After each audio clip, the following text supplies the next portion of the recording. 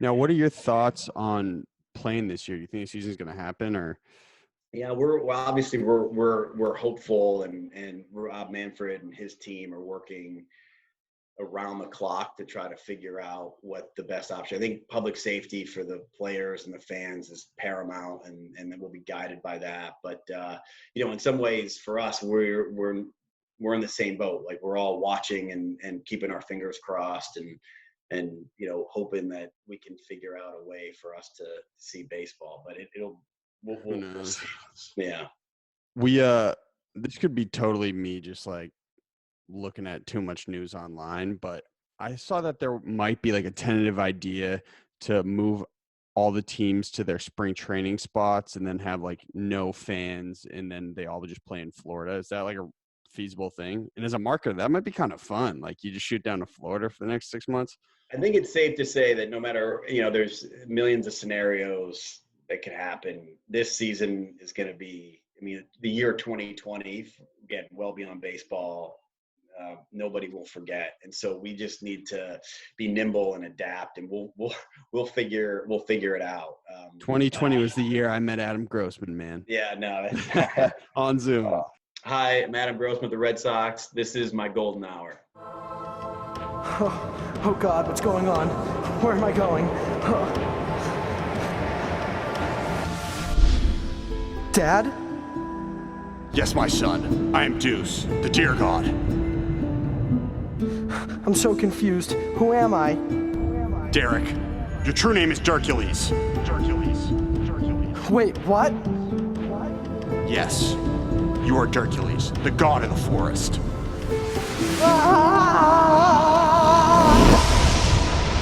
Season 5. Hosted by your favorite podcast host, Big Bochi. You already know the deal, mother. What's up?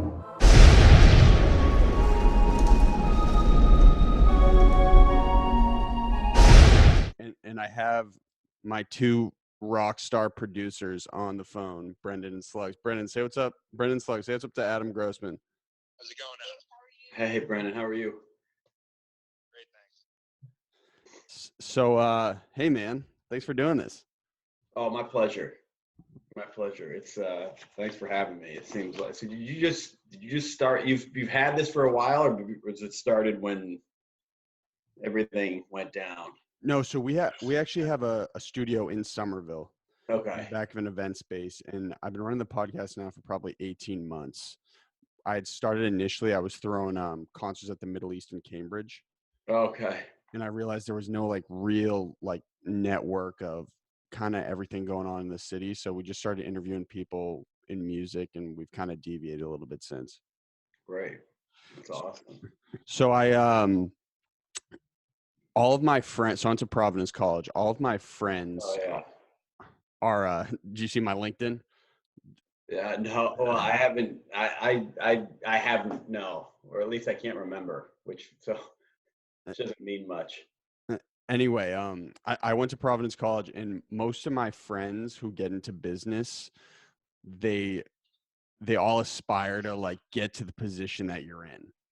Like, they all want to work in some sort of like sports management or executive sports position. When you had started out, was that always kind of the goal for you? Like college at Duke? And yeah, Duke, for me, like, so I grew up in Cleveland, and I somehow became infatuated with Duke. I think just because they were, obviously a lot about basketball, and I watched a ton of Duke hoops, and my dad was always a huge sports fan, and that was kind of the religion of the house was sports. So Duke was definitely a goal of mine, and I was fortunate enough to get in, and when I was there, won the national championship one year, and like their teams were amazing. So I was a public policy major, and which was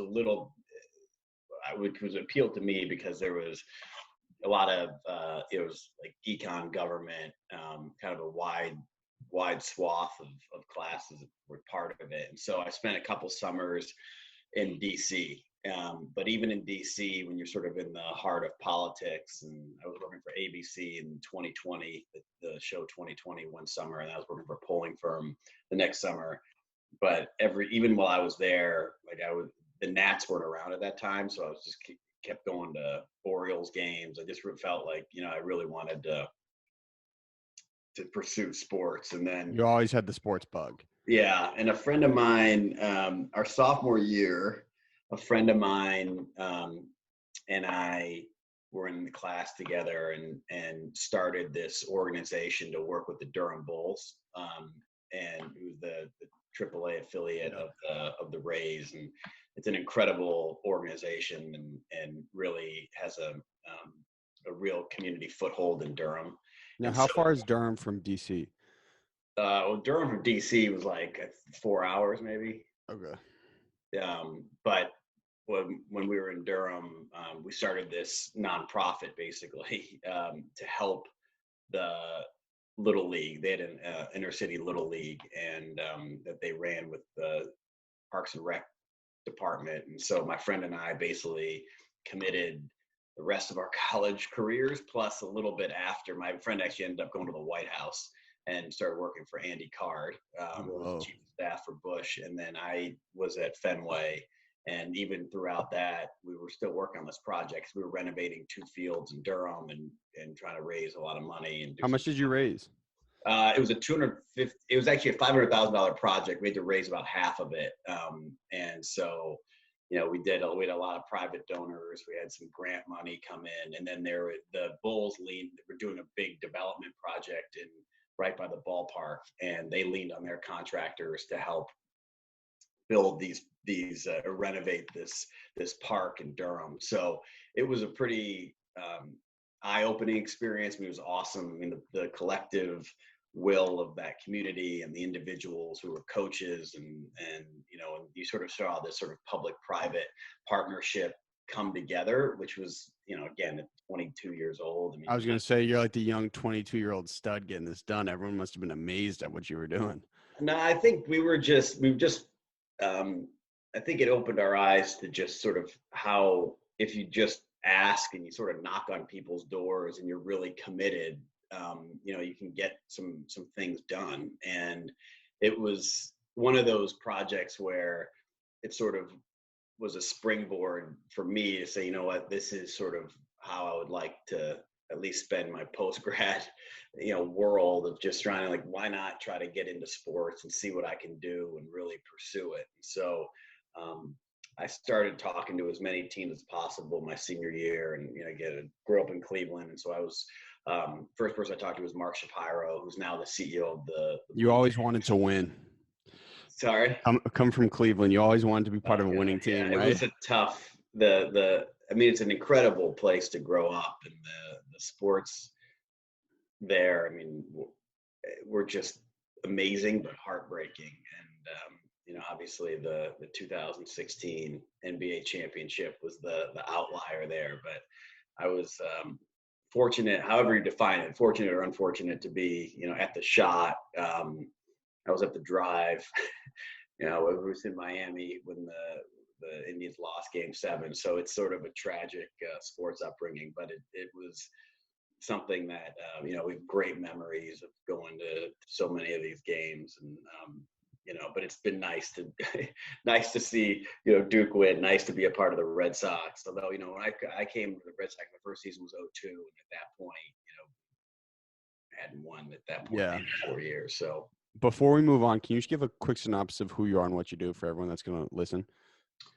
Yeah, so I'm Adam Grossman. I'm the Chief Marketing Officer of the Red Sox and Fenway Sports Management. And basically from the job position, I think there's a couple things. One is just sort of a lot of the outbound messaging and communications with and engagement with our fans. I think the core of what we do is how are we connecting with fans on digital and social, and making sure that fans feel connected to us, our players. And then also with Fenway Sports, we own Liverpool Football Club, the New England Sports, 80% of New England Sports Network. So you oversee all of that. Yeah, and I mean the way it's structured, I don't oversee the marketing of Neston or the marketing of Liverpool, but we do. The FSM is sort of a revenue catalyst for all of those portfolio companies. And so I work with FSM on in that capacity as well. So that's kind of what's neat, like the John Henry, Tom Werner, Larry Lucchino when he was CEO, now Sam Kennedy. I mean, they're sort of these big picture thinkers, and it's not solely, one particular team, and they've got a real portfolio of sports properties that are blue chip, and that's sort of what they've always been focused on is, how do you get real blue chip assets and grow them. And we've been able to do that with the Red Sox, and what they've done with Liverpool is extraordinary. And it's said, I mean, I've been with the organization pretty much for 18 years. I had a little sabbatical in the middle. I went to the Dolphins. I did my research, man. That seemed pretty random. Yeah, it's. You just want to get down to Miami. Yeah, there are a couple. I mean, there were a few factors. I mean, one, my fiance at the time, now my wife, is Brazilian, and had never lived in through a Boston winter. And so when the opportunity came up to go to Miami, where she had lived before, that was something. Mike D, who was the chief operating officer for the Red Sox, became the CEO of the Dolphins. And, I started in 2002 with the Red Sox, and and loved it. And, it was sort of a dream job, and it was a dream job on paper, but I think when you got to underneath the surface, and, my first bosses were Theo Epstein and Jed Hoyer and Ben Sherrington. And, I started with Amiel Sade and Brian O'Halloran, and, so these guys that are now doing incredible things on the baseball side, and then also working. And you went through the whole Aaron Boone home run. You were there for all that. Yeah, we were there. We were there for that. That was. What was that like for you? It was for me. It felt. It was such a. It was painful. I mean, for all of us. I mean, we were just the next day. I mean, I don't know. I remember vividly, like, sort of going. We were on the bus after the game in New York. Nobody spoke. We were on the plane coming back, and it was. I mean, literally, you could hear a pin drop the entire time. I mean, there was not a word uttered, and everybody was just in shock. And then the next day, I mean, we were barely able to get out of bed. I do remember, both Lucchino, I remember the next day when we sort of got in the office the next day, it was, it was really, it's like, we got to look at ticket sales. We got to look at, ticket pricing. Like, we got to get back on the horse, and continue what we're doing, and really was sort of pushing us to not lament what just happened and just keep pushing forward. And I feel like Theo was the same way. I mean, it was obviously, it's sort of an emotional bomb. Dude, how could you do that? But we just kind of kept pushing on. But it was really tough. And it was, I just remember feeling like there's no way this is ever going to happen, because, and then obviously, the next year was sort of a Disney movie, like a sort of an impossibility. And that, those years, like 2003 and 2004 were, it's sort of hard to even conceptualize. Well, yeah, I mean, that's so. You were at that point, you were a scout, or you were a video editor? So I was in 2002. I started in baseball ops. I was there for a handful of months, and I mean, I was an intern, which meant you did everything. Yeah, I mean, I would label tapes. I would move boxes. I would pick up Thai food. At Fenway? Yeah, it was exactly what, you would want from a intern 4-year degree. But what for me, it got me into the exposure of how the process of decision making and also just sort of the organizational change, how all that sort of came about. And it was fascinating to see. Like, I tell people now, sort of looking back, like, it was a startup. The Red Sox at that time in 2002 were a startup just with a 90-year-old history. You just felt like things were going to take off with the personalities and the talent and the ambition that was there. I recall that just sort of there because I didn't know anybody in Boston. I was just hanging out at Fenway waiting for people to give me work. And that's basically, what I did that's what we all did, because it was such a family dynamic that we had. It was pretty cool. I mean, again, I was young, but I also remember vividly during that time how exciting it was to be part of the culture. And I was kind of, I think at that time, and you could probably speak more to this, that around that time was when the Red Sox brand started going a little more international with Red Sox Nation. Yeah, it was 02 started everything. I mean, as you had new ownership. John and Tom and Larry were there. Sam and Theo had just come from San Diego. And it felt like there was just this, there was so much opportunity because of the history, and felt like there was more. What's up, buddy? His name's Conor. Hey, how are you? I'm interviewing his dad. He's famous. Whoa. What's your name? Stella. Is it Sala? Stella. Stella, hey, I'm Conor. Is he like a director person? He's Kinda. And he's got producers in his ears. That's what I'm telling all my old girlfriends. I'm a big time director now. All right. You gonna say Bye. Bye, Stella. Great to meet you. Oh, wait, how do I get that Zach on? it's downstairs? No, but how do I call Zach? Sorry. It's Um, if you need to take a minute, no problem. it's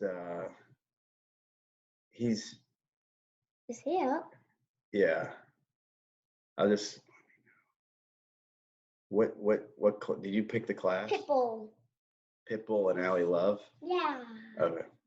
Okay. I already told him. Okay. That's it. All right. Do you like llamas? I like dogs more, but I do like llamas. I have a dog in my house. What type? What? A lot of different ones. The mutt. Yeah. Mutt. All His right. name's Gorby. All right. Sorry. It's great. We're living in wild times, man. Yeah. This is. Hey, so we were talking, but quick question. So in 02 through 04, the first, you're kind of like low dude on the totem pole. Was it more exciting for I you? was lower than that. Yeah. Yeah, it was. Was it lower. more exciting for you in 04 to win the chip, or is it like a big exec in 2018? I mean, 04 and the way it all happened was astonishing. And I think we all recognized, to be part of the organization at that time and sort of make history in the way that we did,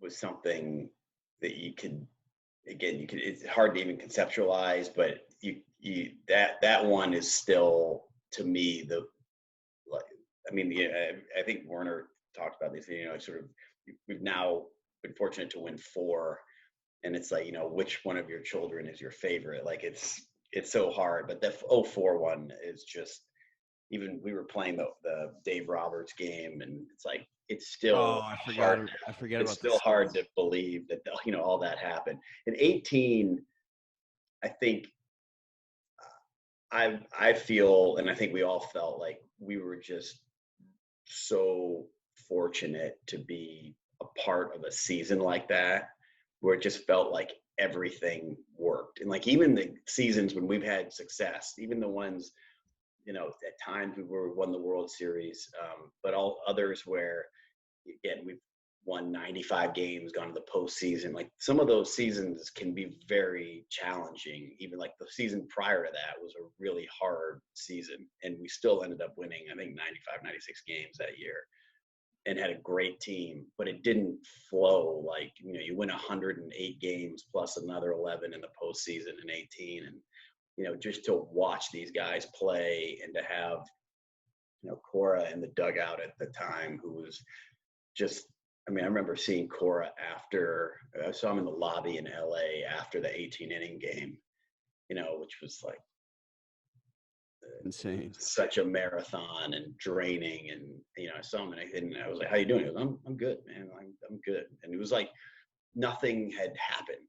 It just sort of like let him wash over, and it was like, we're gonna be good. We're gonna be fine. It was like, all right, and that's sort of the attitude our guys had that entire year. Things just flowed that year, and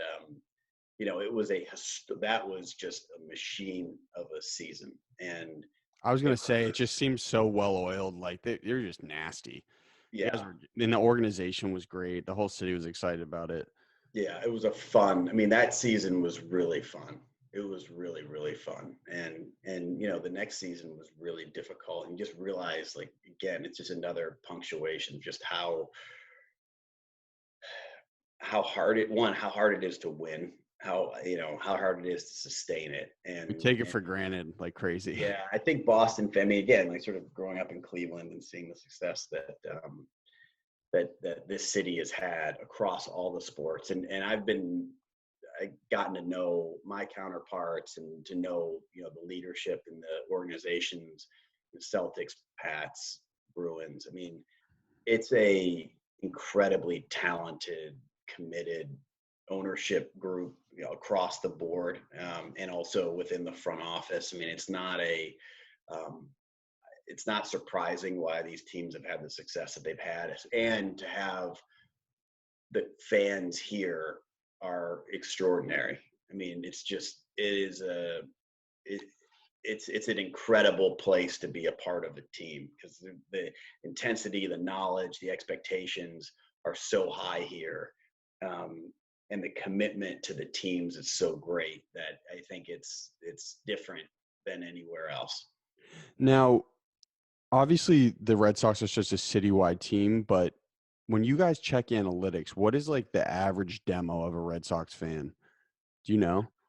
Well, it depends. Basically what we do is we'll look at our fans and sort of say, all right, we cut them up into multiple segments, like we have 9 principal segments that we focus on. And so, our season ticket base is between 45 and 55, which again, that makes sense because a lot of them we've sort of done a lot of research and studies about, baseball is sort of a generational game. And what we really focus on is how do we get the next generation of fans involved. And so there's this incredible stat that, like, if you go to a game by the age of 5, minor league or major league, you'll go to 40% more games over the course of your lifetime than if you go after the age of 14. Wow. So, like, if you get in younger, you're going to be part of this sort of baseball experience the rest of your life. And so that's what we really focus on. We've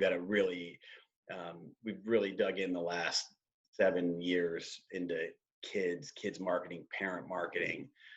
And then the same, for our season ticket holders, we just believe a lot in relationships, and especially given the dynamic of baseball where you have these 81 games and there's a familiarity with the players, a familiarity with the park, the employees. The relationships are what we focus on more than anything. I think so when we were researching for the episode, me and my producers were like, dude, the Red Sox is just such a massive enterprise. What is like the brand image of the Red Sox in your mind? It's like it's this storied brand with this massive history, but now you guys have shifted into this like really cutting edge, innovative, and exciting baseball team. Like, how do you make brand decisions? Yeah, so I think if people believe that, and again, ultimately it's, what our fans believe. But what we are trying to project, and I think one is you have to be authentic with it, but we are historic and traditional, and there is no value that you can place on that. I mean, just to have over 100 years at Fenway Park and have over a century of Red Sox baseball there's only a handful of crown jewels. And again, that's something that I would say, for me personally, mean, it's something that was here well before I got here. And the same thing, even with the ownership. I think what we have done is taken sort of one of those crown jewels and built it and expanded on it. And I think that's what we talk about a lot, which is we are traditional and historic.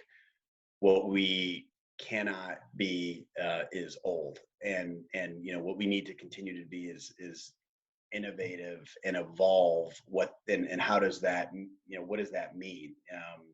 And especially with what we're doing on the social side, on the digital side, Killing it. those things are massively important. And so, we won't, we look across sports, and again, other teams need to do, need to be comfortable in sort of in their own way. If you've got a newer franchise, like the Golden Knights as an example, have done an incredible job marketing. I mean, they've got a fantastic organization. But their styles can be very different than our style. Doesn't mean that anything is right or wrong. It just has to be,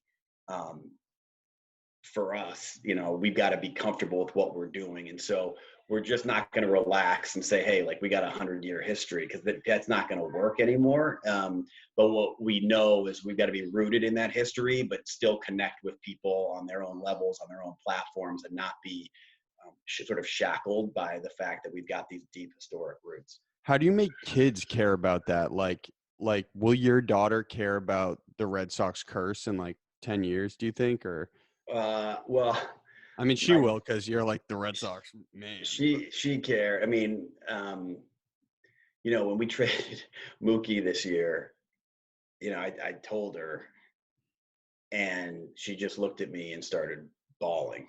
Oh. And barely got to school that day. And again, those are, I mean, you never want to see your kid cry, but for us, like, we want people emotionally invested into the Red Sox. Now, again, we'd rather have them cry out of happiness and elation, but wow. What was that like? Were you just standing there like, I'm so sorry? Yeah, I mean, I said, oh man, I mean, our teacher, like, we went to school. I mean, it was a tough morning. And I think that we all recognized how difficult that decision was going to be, even though we felt like it was the right one. And again, that's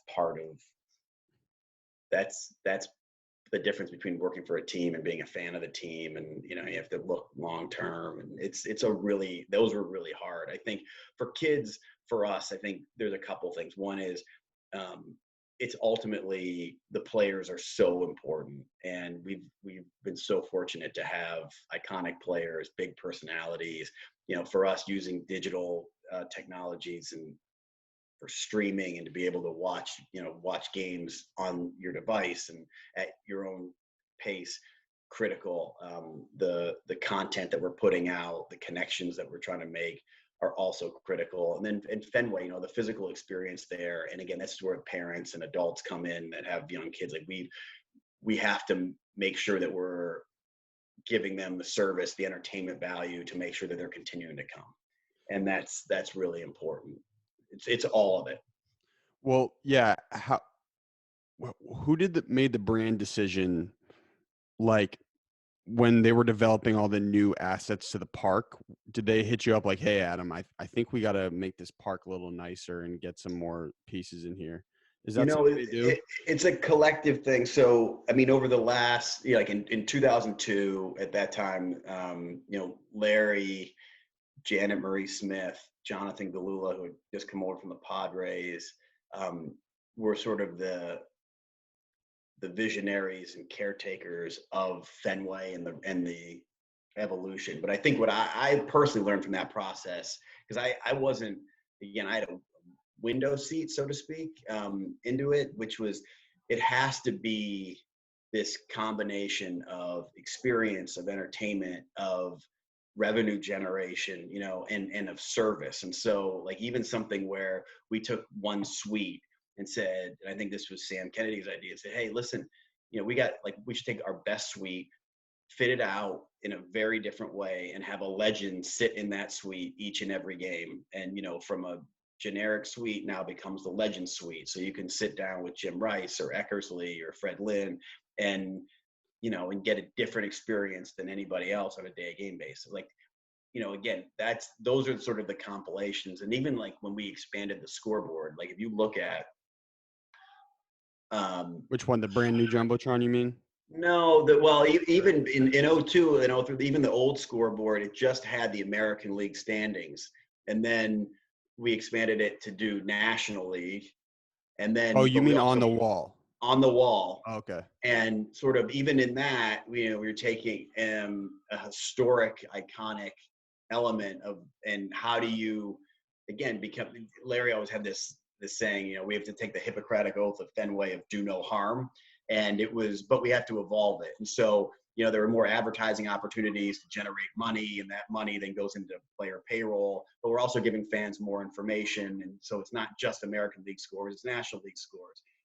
Same thing with the monster seats. The monster seats, again, looking back on it, I give so much credit to, I think Tom, had the idea of saying, it's not cool to have home runs go into a net. Like, they should go in and people should be able to catch these in left field. But, the monster is a sacrosanct place. And, but making sure that if we're putting seats up there, they have to blend in with the ballpark. And Janet used to always talk about the neighborhoods. You need different neighborhoods of a ballpark. And, these sort of, I remember you're talking about the bobbing head sort of look if you're at home plate. Like, it's, these bar stools, and you just sort of see people hanging out with their, which is different than what, I would have envisioned for that, for that area. So, you had experts that had incredible experience and incredible vision, but were very much brand oriented to make sure that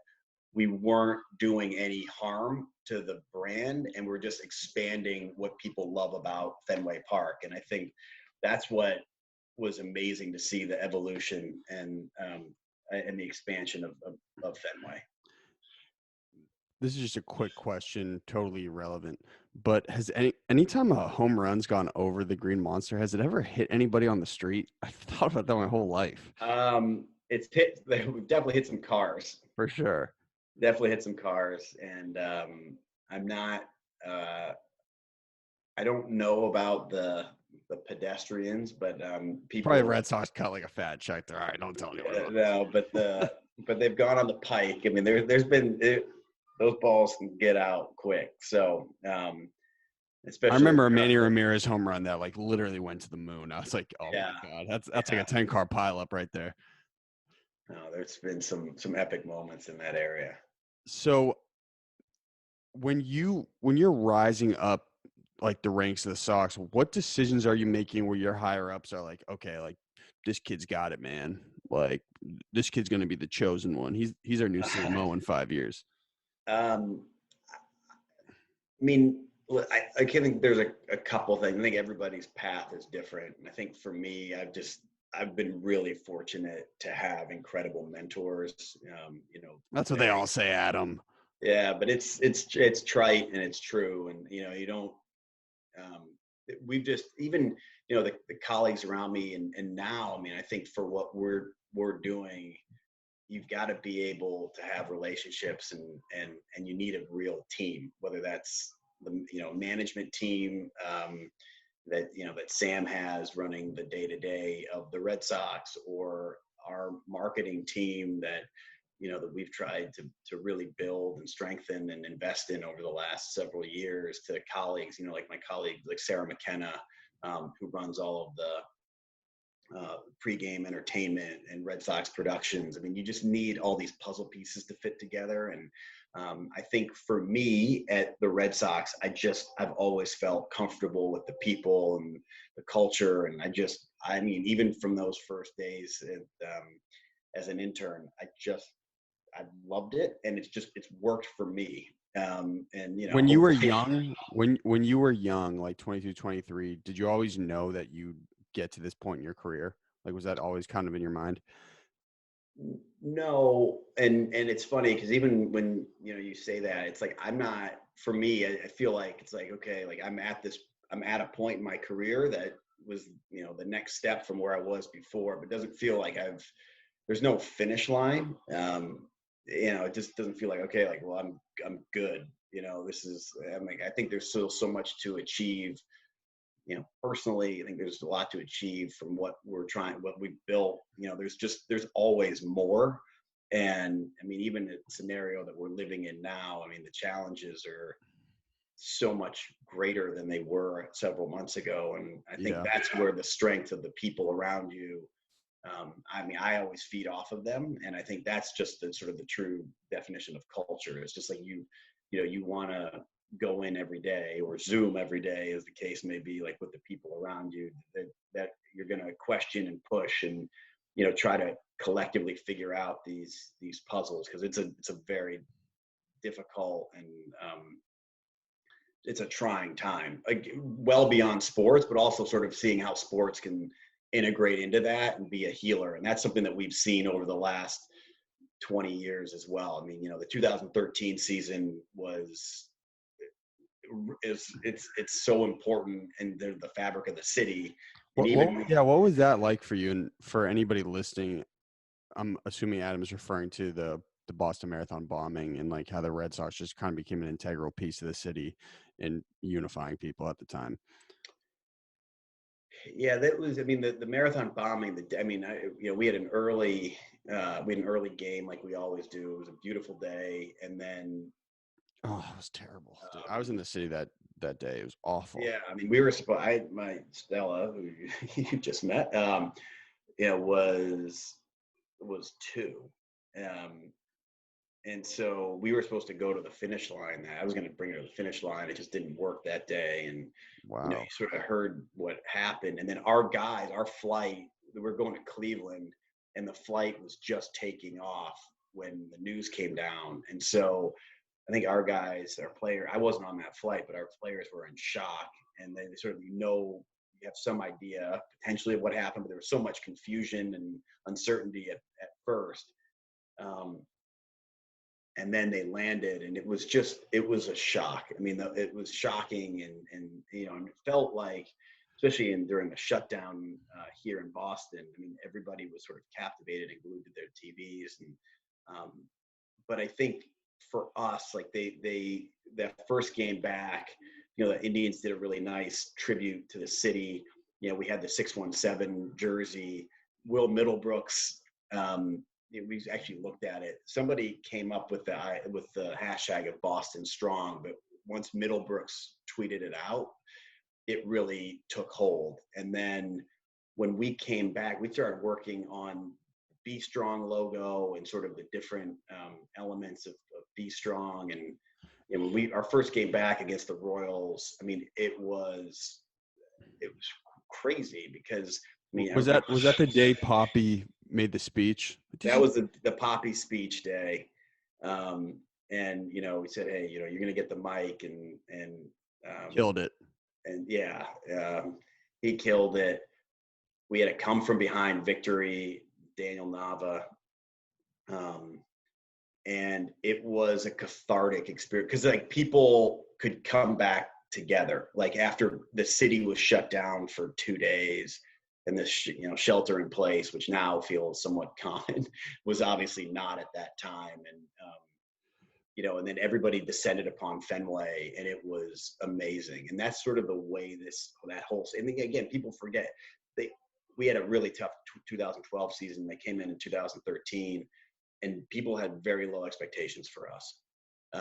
And our guys had a chip on their shoulder, and then they were just in Farrell. That was John Farrell's first year, and he had come back. And it just, again, those seasons they're magical by definition, but that one had a certain community tie that was hard to explain given the backdrop of what happened. Now, internally, after that happens, you meet with your marketing team.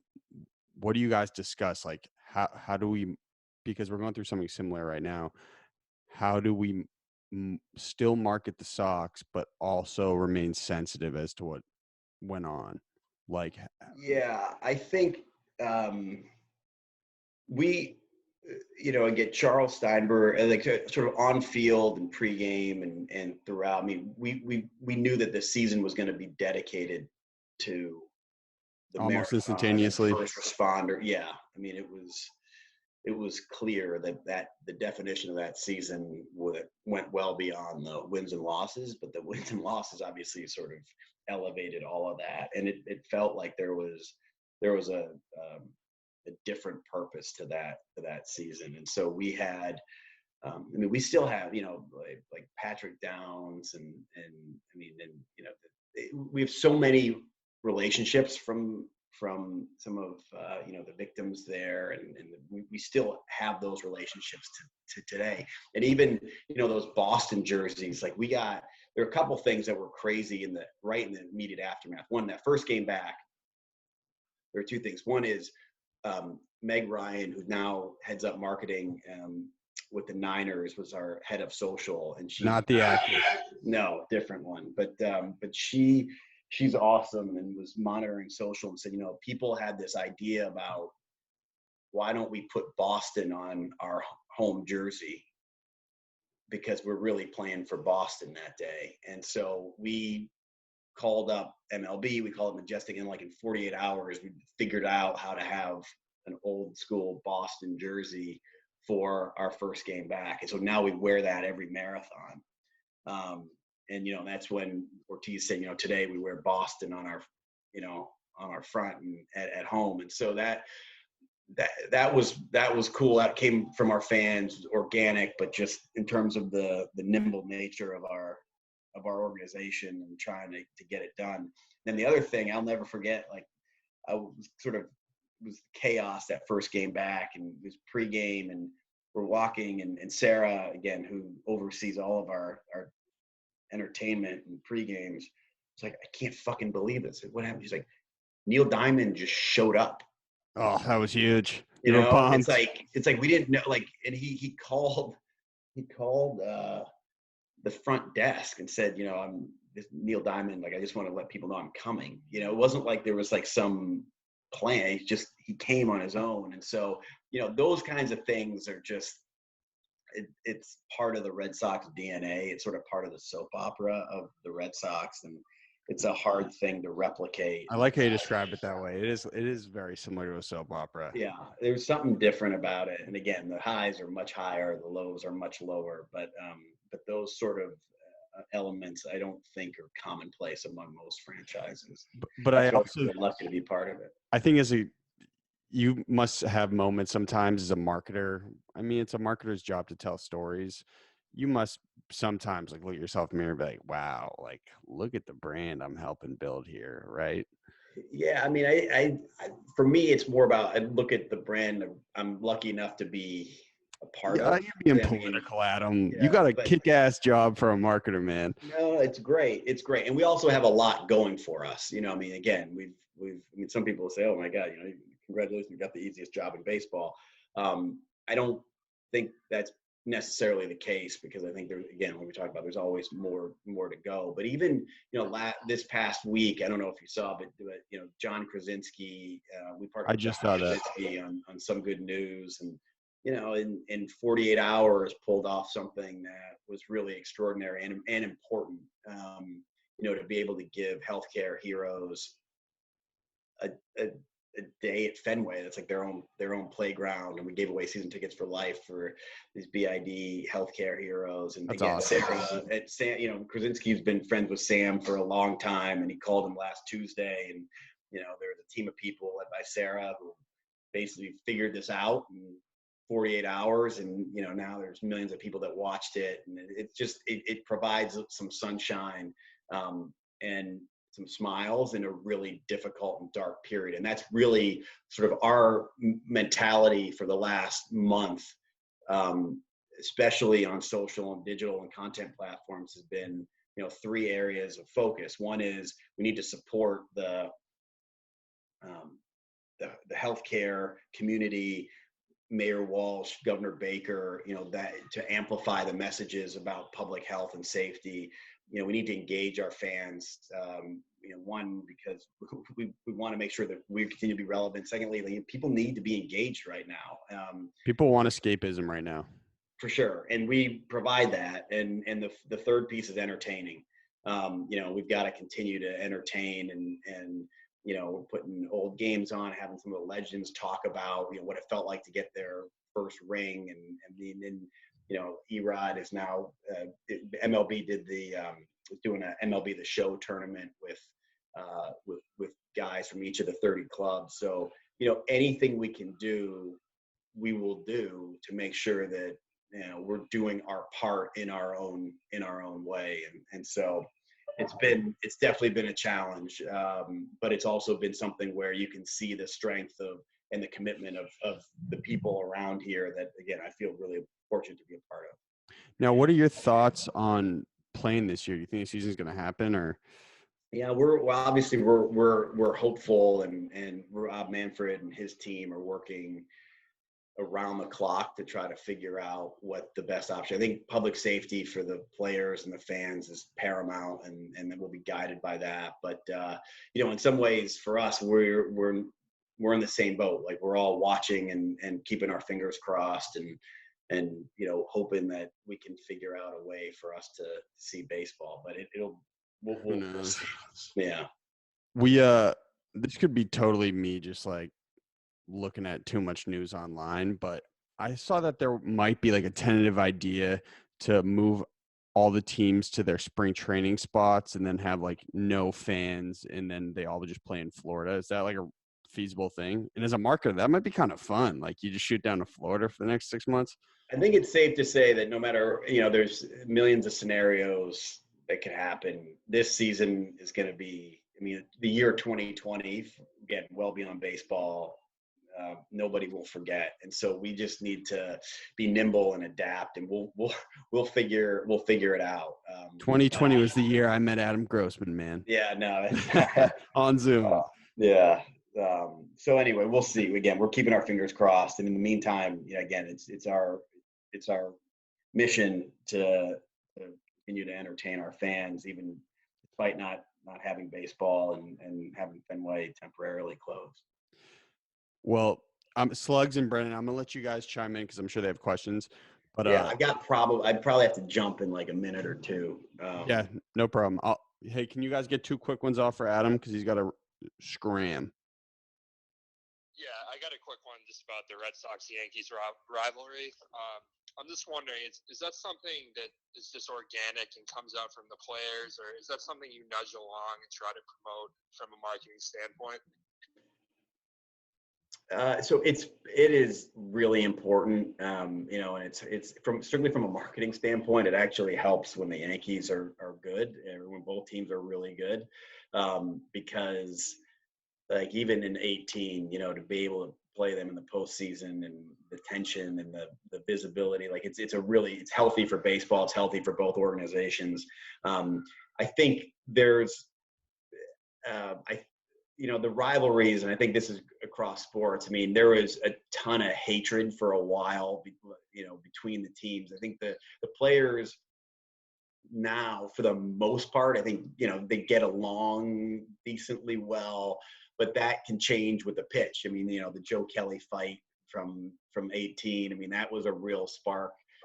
Even the nothing will touch the Veritek, Zimmerman, Pedro. The Veritek era.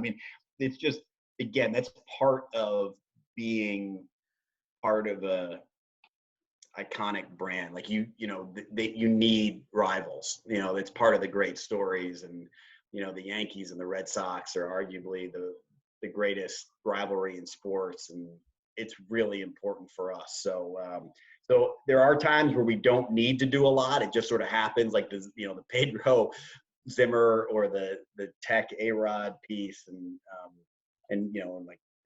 but that's why I think like 03, 04 were so crazy, because to play them in the ALCS twice, and then then it didn't happen for 14 years in the postseason. So you realize how important those are. Hey, Slugs, real quick for Adam. So you had a lot of success. Oh my God, you had a lot of success marketing in Japan. So did you ever try marketing to countries that aren't as receptive of baseball? Slugs, your service is terrible. Yeah, I think the question was about marketing in Japan. She said you guys killed it in Japan. Yeah. Did you have you had successes in trying to go market in like a European country, or is that tougher? Well, for us, so the rules of Major League Baseball are that we have a territory that's New England that we market to New England, and that's our home territory. If we wanted to put a Red Sox store or a billboard in the middle of Manhattan, we couldn't do that. The same thing with even in Tokyo. MLB invited us to play in Tokyo in Japan in 2008, and so we did, and we had just signed Daisuke Matsuzaka the season before that, and so we were invited. Just like last year, we played in London against the Yankees for the first time. Another, again, that's why they had us play there. It was a tremendous event. And so we believe we are sort of, I think, internationalists by nature. We've done a lot given the roots of so many of our players in the Dominican, and done a lot of community work there. We've done a lot, we were the first team to take the trophy to Puerto Rico after 2018. And Dude, those old Red Sox Nations commercials. I am Red Sox Nation, man. Yeah. Those are, it's, again, we were lucky to have such a wild fan base across the globe. And that's why, again, on the digital and social side, it's so important. We can now connect with them literally across the world. And that's pretty cool. Okay. Well, hey, I know you got to run. Hey, did you have fun? Yes. Thank you. And thanks for having me on. And I said, hopefully we'll all be coming out of our houses soon. Hi, this is Adam Grossman with the Red Sox. That was my golden hour.